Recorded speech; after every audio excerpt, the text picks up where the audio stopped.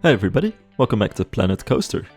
And I could say this again, but I've probably said this a bunch of times already. It's strange to say these words again after so long.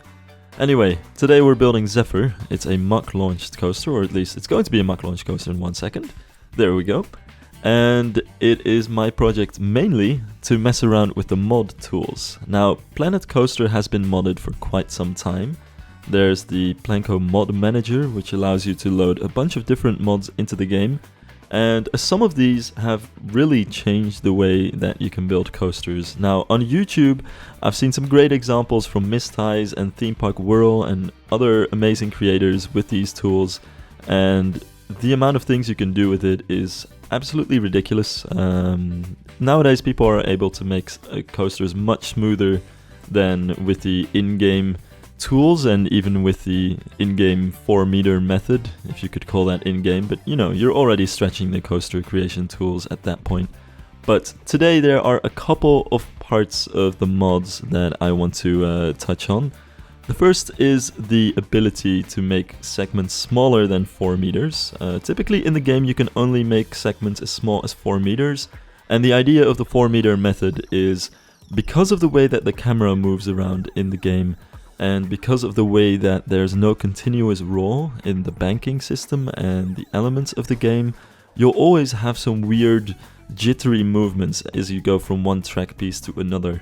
And what the 4-meter method does is it doesn't eliminate these movements because it's impossible to get rid of because the game lacks continuous roll and the camera of the game is a bit wonky like that.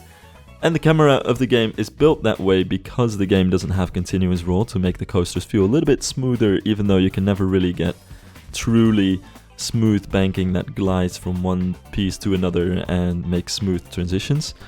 Anyway, 4-meter method is kind of a way to circumvent that a little bit and at least try to approach the way that coasters in real life are designed. And the mods allow you to make 2-meter or even 1-meter segments, which still doesn't make the coasters perfectly smooth, but it gets you closer to the way that coasters look and feel in real life. And if you put a lot of effort into it, you can make your coasters appear much smoother this way. And the 2-meter method is something that I wanted to experiment a little bit with, and that's why I started building this coaster. There wasn't really any idea behind this. No particular idea of how I wanted to theme this or what kind of layout I wanted to build or even if it was going to end up as a video or not. It's just that after so long of playing Planet Coaster and not playing around with these mod tools, I finally wanted to try my hand at them, and yeah, this is my attempt at doing so. Now at the same time, I wanted to come up with a fun layout for this coaster, so the idea for this is I'm trying to combine some of my favorite elements on real-life coasters and real-life coaster types into one big layout that I would personally really enjoy, which is, of course, the fun of playing games like these. So we start off with a launch, because we all know that launches are way cooler than lift hills. And then after that we go into a top hat. But for the top hat I came up with a little bit of a ridiculous way that the element goes about doing its top hatty things. So we start off going up and then we start twisting as we climb up the hill into the other direction from where the top hat is actually going. And the forces at that point are a little bit wonky. You get some weird lateral forces and some airtime at the top even that's kind of sideways. Because I didn't want the roll to happen too quickly. You know, this isn't a super tall top hat, so you can't exactly do that thing that King Ka does, where it goes up and then it twists you about and then it cleanly rolls you over the top hat again without twisting.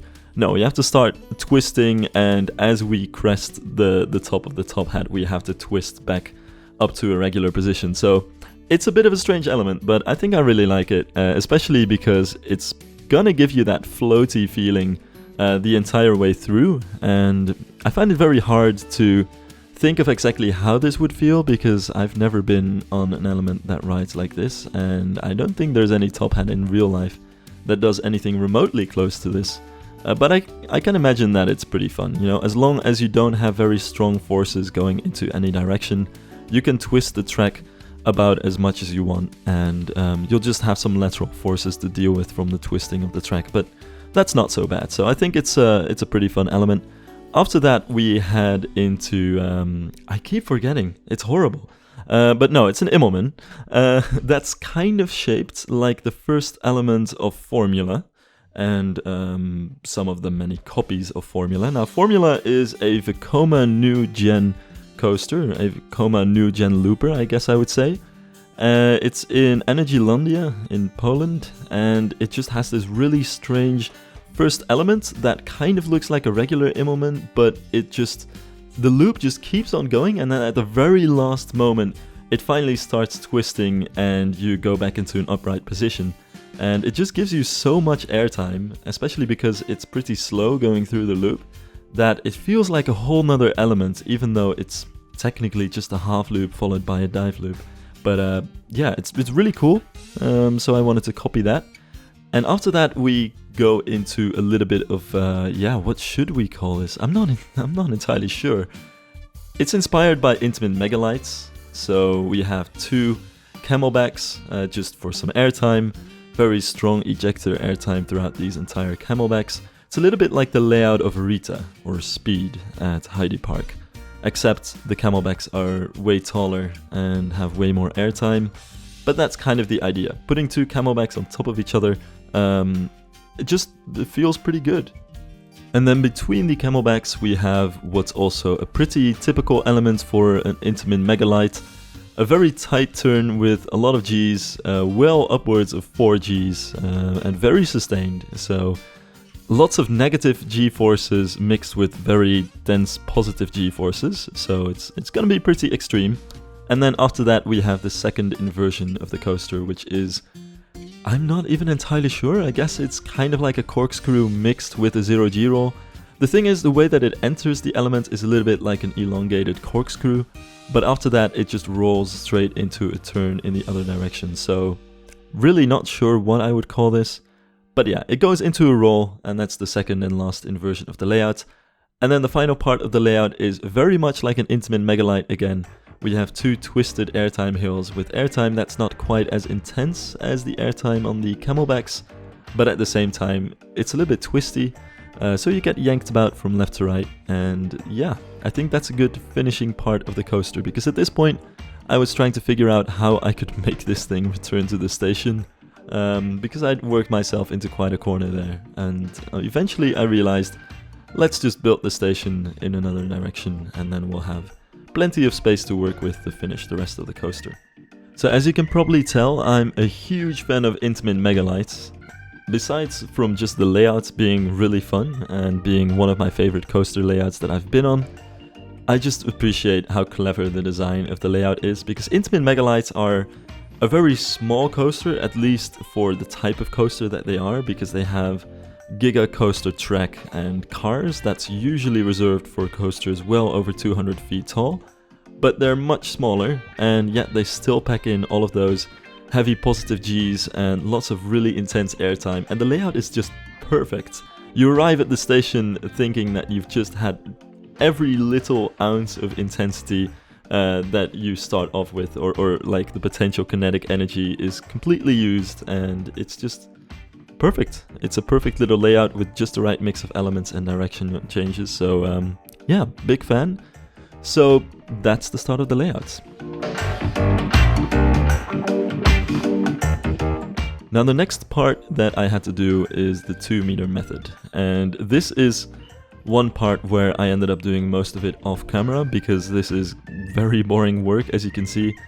It mostly entails me having to remove all of the 4-meter sections and replacing them with 2 2-meter sections, and then smoothing it out a bunch just to make sure it doesn't look too wonky. So this means doubling the amount of track pieces, going through the entire track by hand and removing and replacing all of these segments. And finally, and thankfully this is something where the mod tools can help, you can see the tools to smooth forward, smooth backward, and burst smooth. Basically what you want to do to go back and forth with the old 4-meter method technique to smooth the whole coaster is you want to select some segments and then smooth them all backwards and forwards. And at least with the mod tools you can do this very quickly and easily with the smooth forward and backward buttons. So that helps, but still, this was a process that takes hours and was kind of painful. But the result is nice.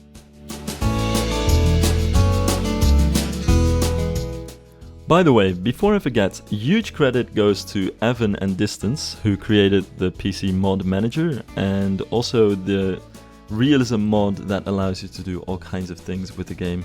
I'll leave a link to the Discord in the description so you can check it out for yourself. Do be warned, it's quite a process to figure out how these mods work exactly and how to install them, but once you get used to it, it's really fun, and messing around with them is really cool. There are all kinds of mods available also to change the look of cars in the game. There are many reshade presets and stuff, especially those shared by Mist Eyes are really amazing, so it's a great tool to figure out what else you can do with the game. Anyway, the next part of this video is all about supports, and something I noticed that I'm just gonna say outright is that I forgot to put flanges on the support while I was recording, so I did what YouTubers do best and I did some more off-camera work. All things considered, if I took all of the footage that I recorded for this coaster with the smoothing process and the supports and stuff like that, and actually included all of that, I could make a bunch of videos on it, but it would get very boring. So I decided that I would just make this into one huge video, but do let me know if you guys prefer having some smaller bite-sized videos released over a couple of weeks of me working on this, because truth be told, I've been working on this coaster for the past couple months. It sounds very dramatic, it doesn't take that much effort, but I just haven't had that much free time, so it's been a long labor of love, I should say. Anyway, the support structure is inspired by Mack coasters, and to be very honest, I'm not very used to building Mack coasters. One thing that helped with this is that there is a ThemeMaker's Toolkit Mack track connector available, because it does look a little bit different from the Intamin connectors, because Mack typically uses these triangular flat track connectors that connect the track to the support, and Intamin uses these thick tubes that go into the track itself. So if you want to make your coasters realistic for the real roller coaster nerds out there, these are the kind of things you have to try to pay attention to. And when it comes to support structures, you can also tell some of the differences between manufacturers, and this is actually kind of fun to talk about, honestly. Especially Gerstlauer has a very recognizable style of supports, which is that they over-support many of their coasters. They typically have huge structures with lots of cross beams, and they just look super complicated. And in comparison, Mack, I think, has some of the simpler, more vertical support structures. So these as well, you can see, are quite slender, quite vertical, not so many cross beams and complicated supports. But there are lots of supports, and you might find a few, somewhat fewer connectors in Gerstlauer's case, for instance. So all these things are the touches that really make a coaster recognizable for the company that built it.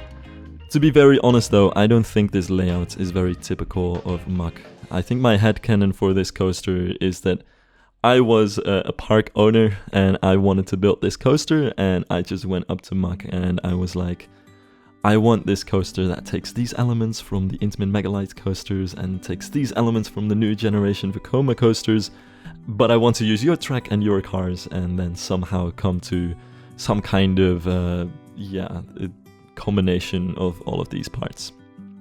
Which is more common than you'd think. There's an interesting Mack coaster called Alpina Blitz, which is technically really an Intamin Mega-Lite. The layout is almost an exact clone of the Intamin Mega-Lite layout, except it's built by Mack, and it's because the park, Nigloland, supposedly went up to Mack and they were like, we want this coaster that Intamin delivers, but we want your trains and everything, so they ended up going with Mack instead, which I can also kind of see why. The Mack trains that they're using, and it's the same train type that's in Planet Coaster and that I'm using for this coaster, is just really comfortable. And as much as I like the Intamin Mega-Lite coasters that were huge inspirations for this layout, the Intamin Mega-Lites still use the old Intamin trains, and while I think they're very comfortable, they're very low to the ground and they have stadium seating and just a lap bar to hold you in, so you can really feel the airtime very well.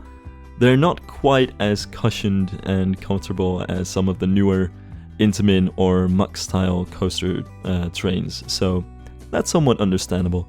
Plus, in Planet Coaster, I ended up going for this coaster type too because it just felt right, considering that this layout is clearly quite new. It has elements that really wouldn't have been done in the times of the Intamin Mega-Lites. So I think it makes sense to go with newer trains, and if we have to go with newer trains, I think the Mack trains in the game are just really good. But honestly, if we had new generation Vekoma tracks and coaster trains, I might have gone for those as well. But alas, that's not how the world works. That said, those things are amazing.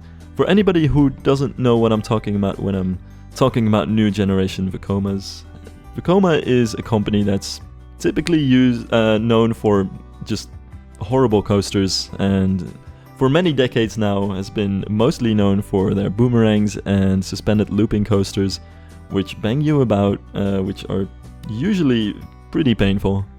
So their reputation wasn't really too good. But since about 2015, and very slowly starting from that point, they've had a new track type, new coaster trains, and their stuff is really smooth, and they're kind of going through a renaissance. And I find that more and more coaster enthusiasts these days are rating them very highly, sometimes maybe even overrating them, but that's getting into very controversial territory. But yeah, Vekoma coasters are nowadays some of the smoothest in the market. There's no denying that.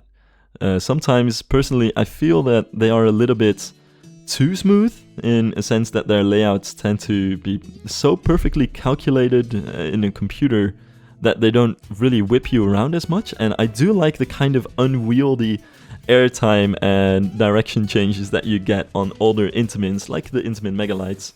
But yeah, they're super smooth coasters, they're really fun. They also use very unique elements. They're always coming up with new elements that we haven't seen before. So, all things considered, great coaster type, and would love to see them in Planet Coaster. Personally, I've been on Formula in Energylandia in Poland, and on Lech Coaster, which is in Legendia, also in Poland. And these were some of the first new generation Vekoma coasters, I think, that really showed the coaster enthusiast community just how much Vekoma has changed. I've heard recently that Lech Coaster has been getting a little bit rough. When I rode it, which was a couple of years ago, it was super smooth and super intense, and it had crazy airtime and positive G-forces. But perhaps the park isn't maintaining the thing too well, so that's a bit of a shame. But aside from that, all of the new gen Vekomas are buttery smooth. Same goes for Abyssus, which is a newer new gen Vekoma that I haven't been on yet, which is also in Energylandia. And then there's also Phoenix, which is a new gen, which is in Farup Sommerland, which I have ridden last summer, and which is also fantastic. Not quite as intense as Lech Coaster, but it still has those really unique elements and the super smooth ride experience that we've gotten used to from Vekoma in the last couple of years. But back to the game, by the way, there's something that you might have noticed that's a little bit particular about the way that I'm building these supports. So as you can see, I'm continuing in the trend of very simplistic supports, mostly vertical, very steep angles. But I'm not actually using support pieces for this. Even though the game has support pieces and there are even some ThemeMaker's Toolkit support beams, I decided to still go with the basic shapes to make these supports, which kind of comes down to a preference of texture. I compared the basic shapes to the support beams, and the support beams are they have a little bit more wear on them, it seems. They're a little bit more grimy, reflect light a little bit more, and these beams are just more saturated somehow. The texture is just a little bit different, a little bit less visible even. And because this coaster, at least in my headcanon, is a very new coaster, I wanted the support beams to also look very new and freshly painted, so that's why I ended up still going for the basic pieces. Unfortunately, this means that these supports have way too many pieces. The piece count in this is way too high for pretty simple supports, so I've already thrown my chances of making this a blueprintable build out the window with that. I'm sorry about that, you guys. I would have liked to make this an easy plop and go blueprint, but unfortunately I already went overboard with the supports. And once you guys see the roof of the station, you're gonna figure that the chances of making this a blueprint are going to be even slimmer. But you'll see about that in a couple minutes, or even less than a couple minutes. It's coming up very soon, I see. Because yeah, the supports are almost finished. Just the last bit of track here to be done, and some footers to put in place. And then we're almost there. And as you can see, I forgot about the flanges. Never ever forget to place the flanges on your supports. You have to always make sure you place them in logical positions so that at least the supports look like they could be taken apart. And there we go, there's the flanging process. And yeah, you could load them onto a truck and stuff like that. Now I wanted to say this beforehand because I could already see some comments coming, but as you can see, we still have to do our due diligence and actually place some flanges here and there. Personally, I always just eyeball this, just about the length that a support beam I think could be to fit on a truck and to also have logical pieces. So typically you want your connecting pieces and your more complicated pieces to be a single piece as well, and you can have very long straight sections of supports between that too. It's a small touch, but if they're missing, it's just something that once you notice it, you can't unnotice it anymore. And the whole coaster looks unrealistic. So small things, but definitely important to add to your coasters as well. But that's all for the supports, so let's start building the station.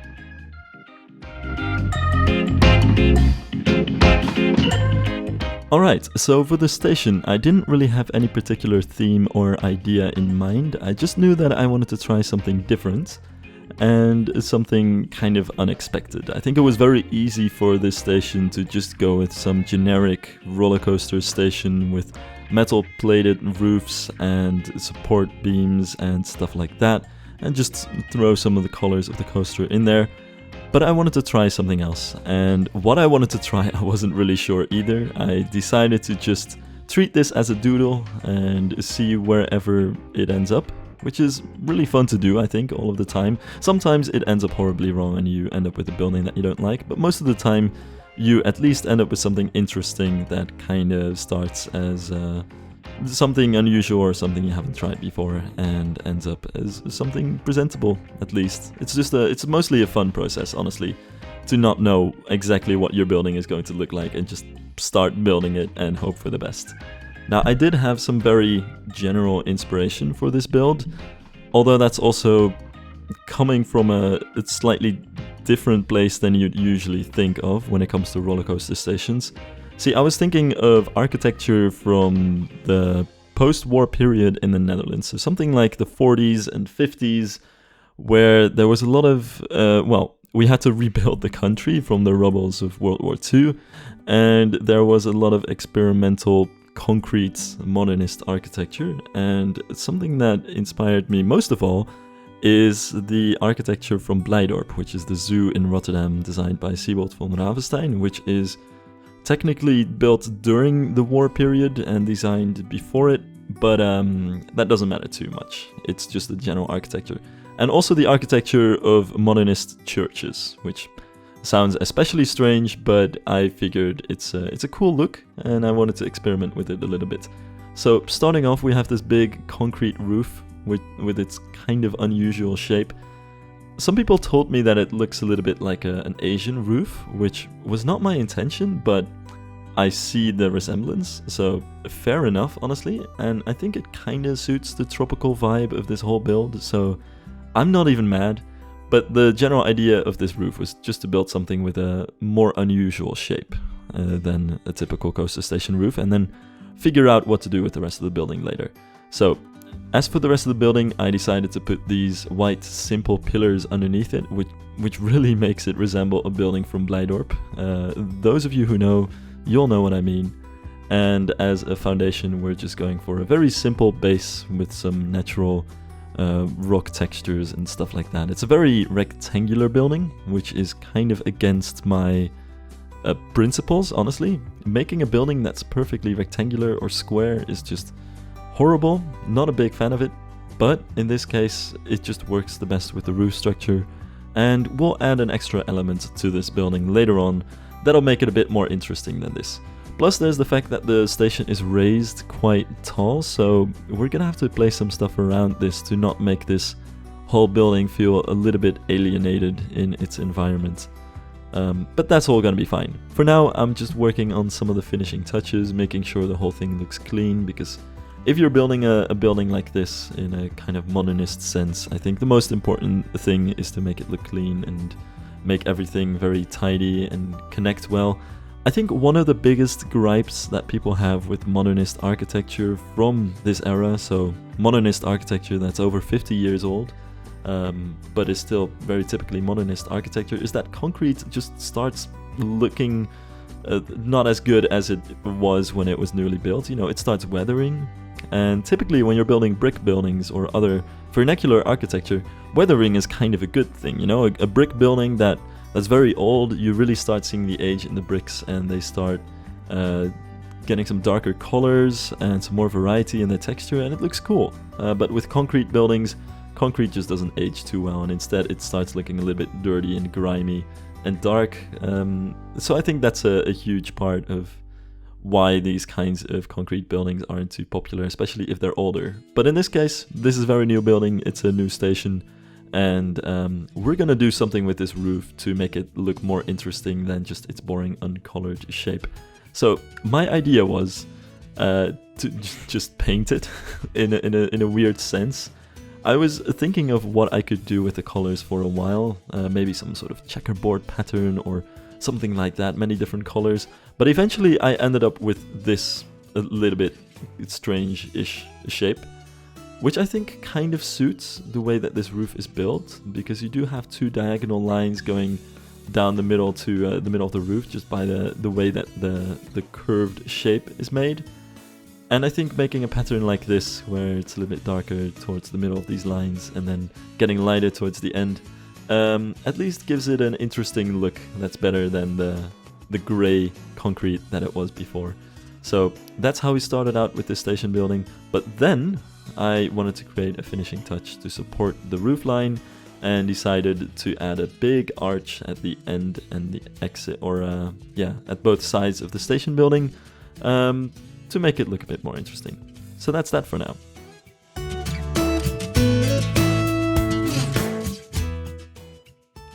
So after I finished the station building off camera, it is what it is, I'm still a YouTuber after all, and also these time-lapses segments are actually not all in chronological order, so if you're paying attention very well, you might notice some continuity errors here and there, but it is what it is. I decided to divide this video into different thematic sections. I just wasn't as thorough when I was actually building this coaster. Anyway, this section is about pathworks, but also a little bit more than that. It's really just the whole environment of the coaster and everything around it, and basically the context that makes it feel like this could be a coaster in a real theme park and not just something in a grassy sandbox.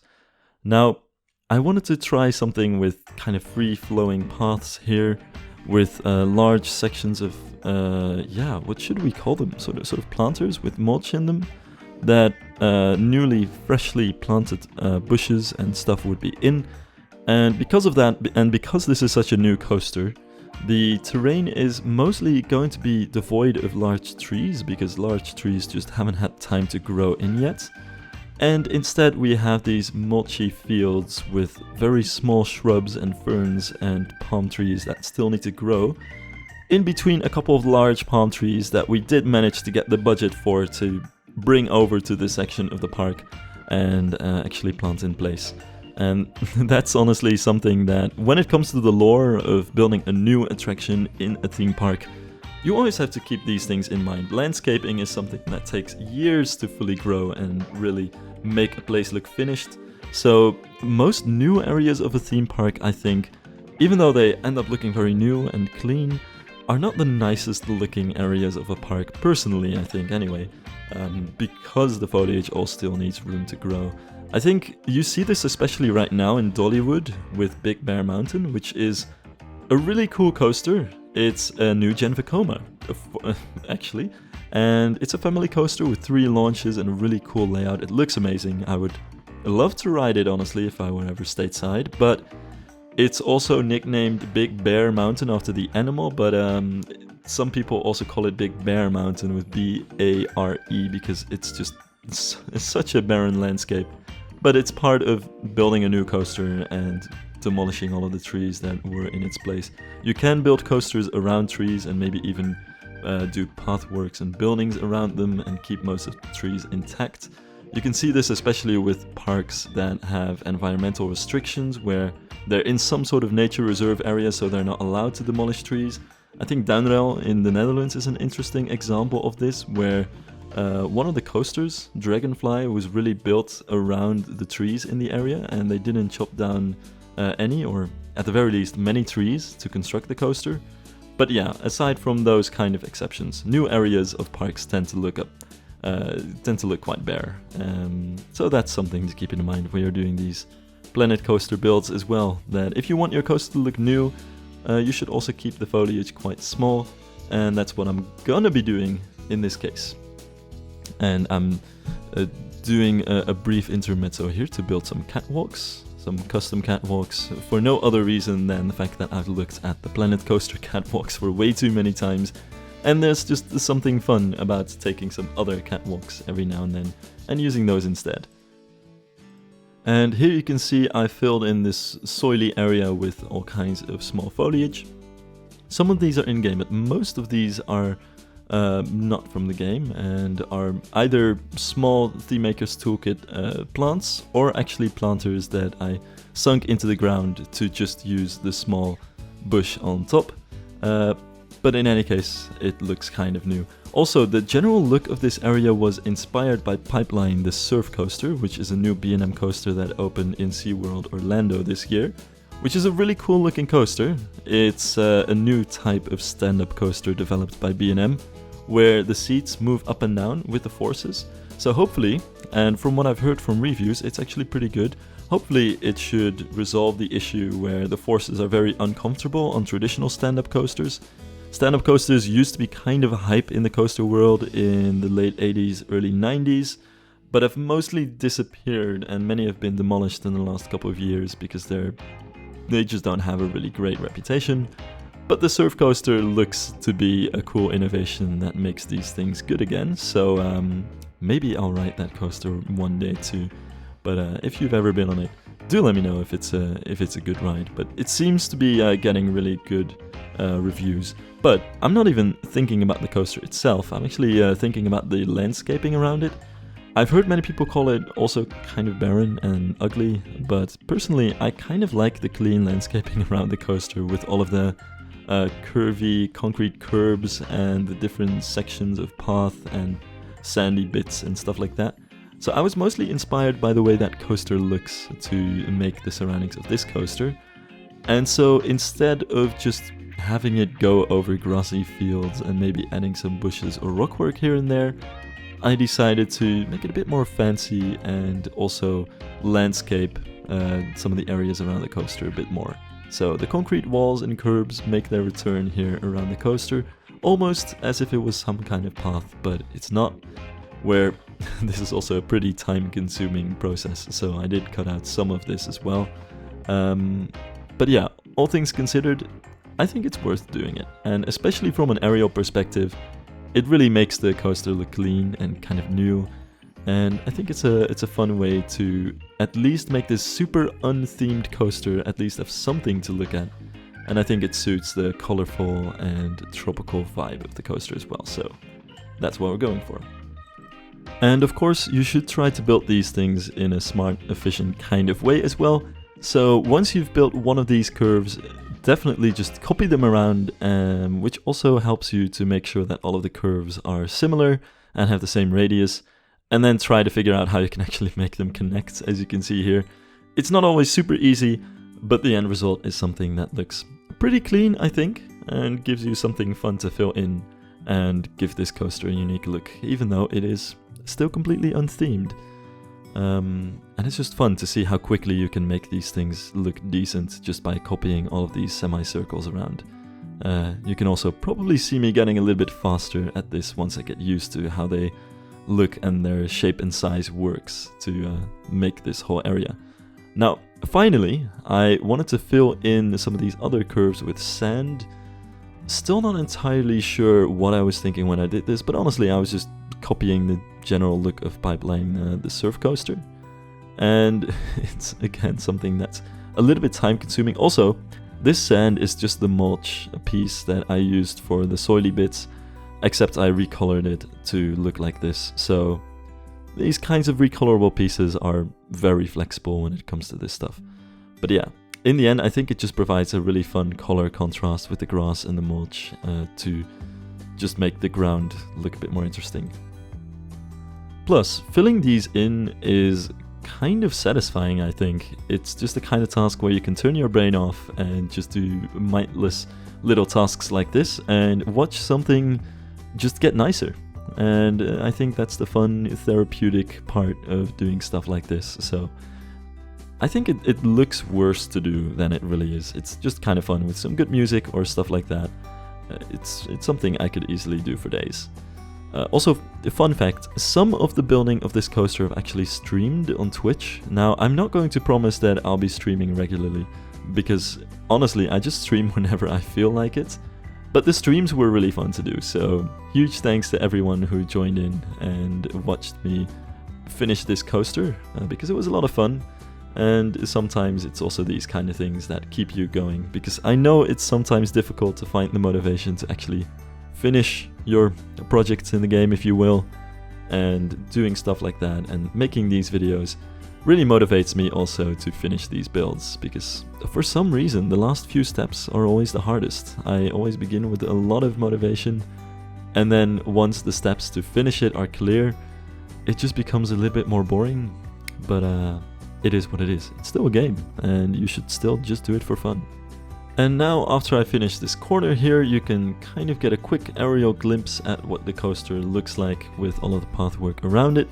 I'm going to keep the pathwork over here a little bit more simple.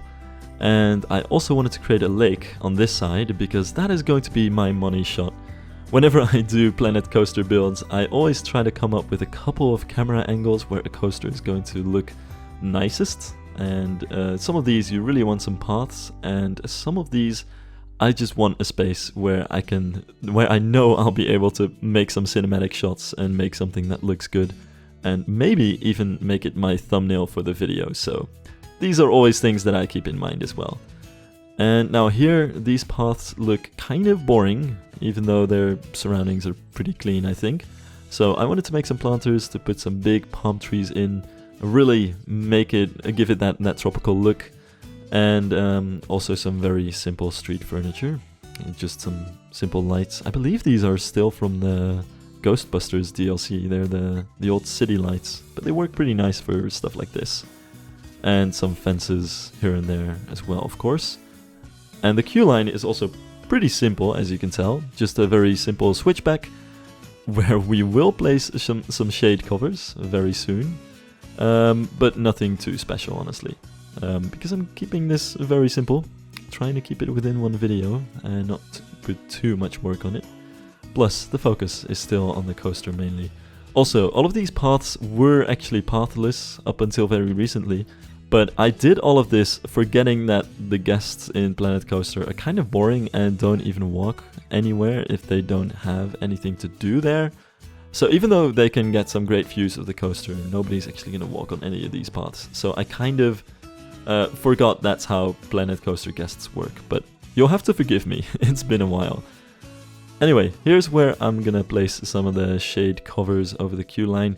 This could have been more shady, I definitely see that, but honestly it just looks better this way, I think. Plus, there are some queue lines in this world in warm and sunny places that are barely shaded at all, which I find really confusing. As much as the look of an area is important, having enough shade is crucial. And, you know, looking at this build in general, I think I don't even have enough shade in this build. Especially some of the large pathworks are going to be very warm on sunny days. So, apologies for that. I really shouldn't have said anything about this kind of stuff, because maybe you guys wouldn't have noticed and just thought it looked good. But yeah, you need more shade in areas like these that I've placed here. It's a little bit iffy, but alas, it is what it is. Also, the station itself is at least very shaded, and you definitely need some shade for the operators of any and all attractions in your theme park. At least I am adding some more greenery. I think in terms of adapting to rainfall and making this area green enough, I don't think it's too bad. So gonna put in some extra planters with these custom made brick walls. I'm still such a fan of these brick items. Ever since I discovered how useful they are in Arabats and of Arabia, in making some brick walls that are highly detailed and textured, I've just been addicted to them. Maybe it is gonna add to the piece count of this build a little too much, but you know, with that roof for the station and the supports for the coasters, or supports for the coaster, it's gonna have way too many pieces anyway, so whatever. And finally, with some simple footers and some lights for the shade sails, the queue line is more or less finished. I'm gonna keep the in-game fences around, even though they're not the best looking, because I think they do the job fine enough that I think it's gonna be so much effort for so little gain to replace these fences, especially on the curved bits, and it's just gonna not look as clean as the in-game fences are. I think it's fine to go with in-game items every now and then if it's the best looking and easiest option. The only reason I tend to avoid using in-game pieces too much is because you've seen them all so many times, so you know, some change is nice every now and then. Finally, I wanted to finish this area with a bunch of foliage, and as you can see, I'm just going for a very simple tree line by sinking a bunch of trees in the ground and adding trees on top of that later. It's not the best looking kind of foliage, but it's the kind of quick and dirty that I think is fine for something like this. Especially because, you know, if I wouldn't say this and if this weren't a time-lapse, you probably wouldn't have noticed how janky it actually is. But with realistic foliage, you just see through it too much, and it would be too obvious that we're on an empty sandbox otherwise, even if you're looking at the coaster from a ground perspective.